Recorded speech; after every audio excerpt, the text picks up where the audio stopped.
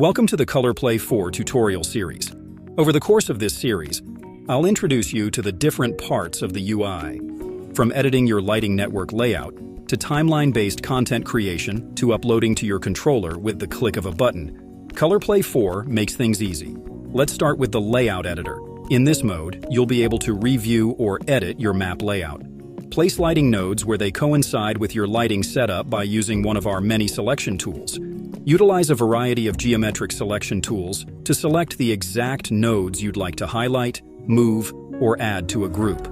These groups can be used to isolate effects to specific node groupings. Set the order of the nodes and/or create synchronized subgroups for more complex effects.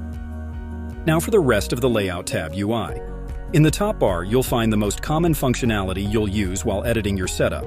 You can open maps that you've created in QuickPlay Pro 2 or Management Tool, and save them directly in ColorPlay 4 without having to navigate to the file bar.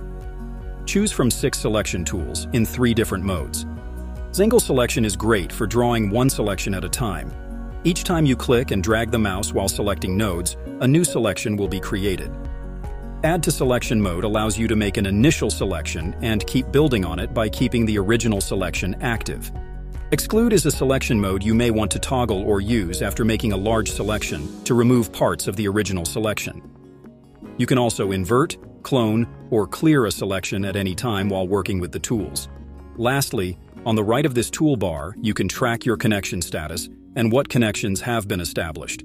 The up arrow references what device you may be connected to, upstream connection, while the down arrow references what local network you're connected to, downstream connection. Working our way down the UI, we arrive at the file bar. This is where the current file you're working on will be displayed. Continuing to the main canvas area, on the left you'll see your device tree and groups. In the device tree, you'll be able to review your device setup, select nodes by clicking on them in the device tree, and make or edit groups. On the right of the canvas, you'll notice the Properties window.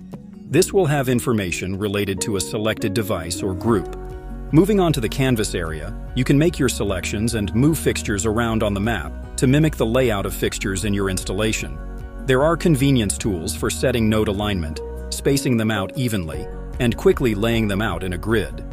Lastly, the zoom bar contains a few more tools related to the viewing of the canvas. You can zoom in or out or quickly zoom to fit the whole map in the viewport.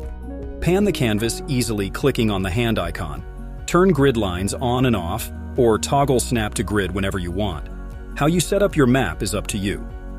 As you work with ColorPlay 4, let us know about your experience and how you like to set up your maps so we can continue to make tools that will help you get there fast and easy. The next video will be a high-level overview of the Show tab. Thanks for watching.